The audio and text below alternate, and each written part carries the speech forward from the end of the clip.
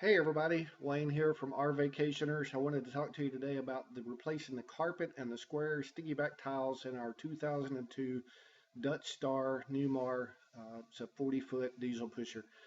We've had this thing for years and we didn't buy it new. The carpet was somewhat stained when we got it. It just got worse as time went by. It fades because the sun comes in where we park. We like to park in sunny spots. We replaced it with a vinyl plank product, and it is amazing how much better it looks. We had some friends come help. My skills are not good enough to attack a problem like this by myself, so I had some friends come over and bring their tools and their expertise, and we got it changed out in just a couple of days. Actually, it wasn't as bad as I thought. The carpet probably took the longest to do because of all the staples holding the padding underneath the carpet. For somebody that has the right tools and knows how to cut very detailed, intricate angles in the tile.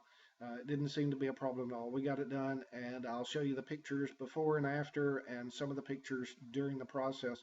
We didn't have to take any of the furniture out of the motorhome. Everything stayed in the motorhome. We did have to take the two captain's chairs loose from the floor so we could move them, but we didn't have to take them out of the motorhome, and that was a big deal for me. I didn't want to have to take anything apart to get it out of the motorhome to do this job. So we moved all the furniture over to one side and worked on that side. Then we moved all the furniture to the other side, worked on that side. So it ended up looking great. It looks brighter. It looks about 50% wider, bigger for whatever reason. It seems to be an optical illusion, but Norm and I both feel like the camper looks a lot bigger.